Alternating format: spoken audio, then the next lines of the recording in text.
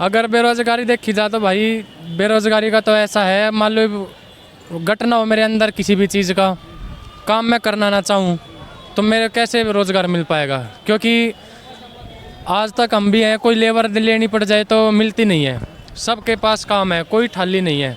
और वैसे बेरोजगार सारे घूम रहे हैं। उनका काम हो गया देश के प्रति जो भी है सद्भावना होगी, उसको देखते हुए 400 गैस 450 पार भी कर जाए।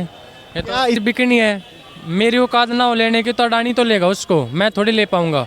अब कोई बाहर के अमेजोन को आज तक मुद्दा बनाया इन्होंने, अमेजोन बाहर की कंपनी है, देश पे पूरा राज कर रही है।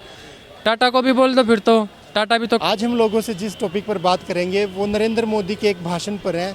जैसा कि आपको पता होगा, कल नरेंद्र मोदी जी ने जिस तरह से यह जताते हुए कहा कि 2024 लोकसभा इलेक्शन में अब की बार बीजेपी 370 प्लस सीटें, कम से कम 370 सीटें प्राप्त करने जा रही है। उसके पश्चात एनडीए को 400 पार का पूर्ण बहुमत मिलने की संभावना है। उस पर हम जनता से बात करते हैं और जानते हैं कि जनता इस पर क्या सोचती है। क्या नाम आपका? प्रिंस त्यागी। क्या करते हैं प्रिंस? मैं फार्मासिस्ट हूँ जी। कल नरेंद्र मोदी जी ने संसद भवन में एक स्पीच देते हुए कहा कि अब की बार एनडीए 400 पार जो अब पूर्ण बहुमत लेती जा रही है, उस पर आप क्या सोचते हैं? क्या बीजेपी तीसरी बार अपनी सरकार बना रही है और 400 पार का जो आंकड़ा है वो इजीली कर लेगी? हाँ बिल्कुल कर लेगी।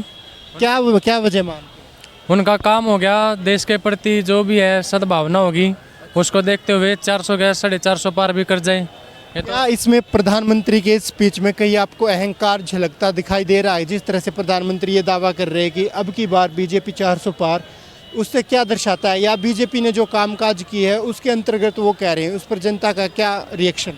वो अपने कामकाज और जनता का उनके प्रति जो स्नेह है प्यार है उसको देखते हुए कहने लग रहे हो।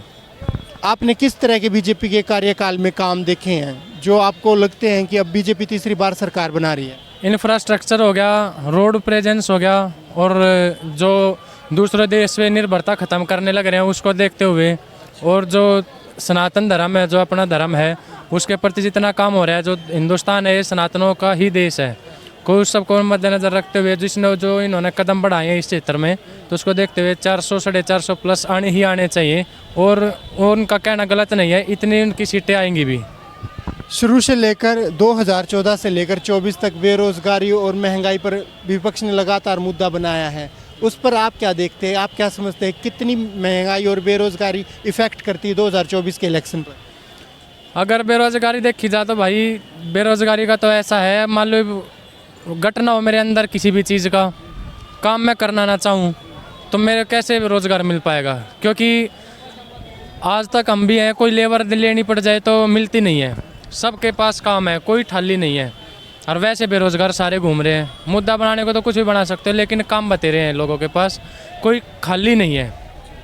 तो मेरे को तो लगता नहीं है कि बेरोजगारी कुछ इतना वो खास मुद्दा, वो पढ़ेगा ना, किसी में स्किल ना होंगे तो कैसे वो रोज़गार मिल पाएगा उसको। और जितने भी ये अब जिसको घर बैठे मिल रहा है वो क्यों रोज़गार लेगा, ये तो बेवजह का मुद्दा है। महंगाई बेरोजगारी बेमुद्दा का मुद्दा आपको लग रहा है, लेकिन आपने देखा होगा रोज़गार का जो आंकड़े भी देखे होंगे, जब से 2014 के बाद अभी तक जो बेरोज़गारी बढ़ी है वो सबसे ज़्यादा बढ़ी है। उस चीज़ को आप कैसे देखते हैं? भाई साहब पॉपुलेशन भी इंक्रीज़ हो रखी है डे बाई डे, बाहर से जो घुसपैठी हैं वो भी घुस रहे हैं, कम से कम 10-15 करोड़ तो रोहिंग्या घुस रहे हैं।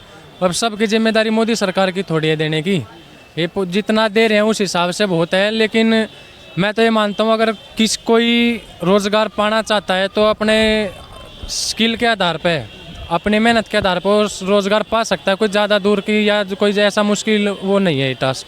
विपक्ष द्वारा उठाए गए मुद्दे जिन पर बताया जाता है कि नरेंद्र मोदी जी ने अंबानी और अडानी को जितना है सारे काम दे रखे हैं, सारा रोज़गार उनको दे रखा है, इस वजह से, और जितनी भी गवर्नमेंट वैकेंसीज़ कहें, रोज़गार की बात करें, वो सब कुछ प्राइवेटिज्म कर दिया मोदी जी ने।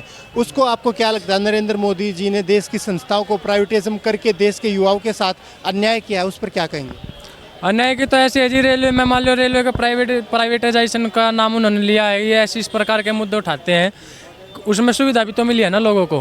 अब सरकारी कर्मचारी एसबीआई बैंक का नाम है, कोई एसबीआई बैंक को देखते सीधा सोच लेता कि सोते पावेंगे।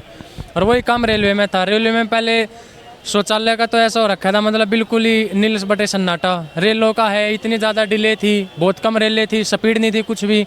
मालगाड़ी का था, पूरा डिले कर रखा था उन्होंने। अंबानी और अडानी के मुद्दे पर आपको क्या लगता है, नरेंद्र मोदी जी ने देश को बेचने का काम किया है? जिस तरह से विपक्ष के ये आरोप लगातार लगते रहते हैं कि बीजेपी सरकार केवल उद्योगपतियों की सरकार है, बड़े बड़े जो बिजनेसमैन हैं, व्यापारियों की सरकार है, जनता के साथ अत्याचार करती रहती है, क्या कहेंगे? जनता के साथ अत्याचार तो देखो भाई, मैं खुद का मेडिकल स्टोर है, मैं फार्मासिस्ट हूँ, और जो हमारा पारिवारिक जो है वो अपना किसान भी हम खेती करते हैं, लेकिन उसको देखते हुए मेरे को तो ऐसा कुछ लगा नहीं है किसी प्रकार का प्राइवेटाइजेशन से हमें फ़र्क पड़ा है या कुछ भी हुआ है।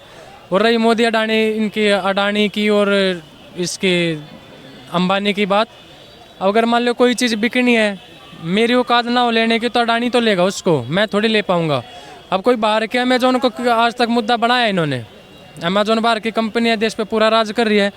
टाटा को भी बोल दो फिर, तो टाटा भी तो कर रहा है, लेकिन टाटा दान कर रहा है, तो उनको पता है कि ये एक उनके लिए अच्छा मुद्दा नहीं है, तो टाटा का नाम नहीं लेते ना, तो टाटा भी तो मार्केट में पूरी इसी तरह अच्छा रखी है। तो ये तो बेकार का मुद्दा है, बनाने वाली बातें हैं बस। हाँ जी।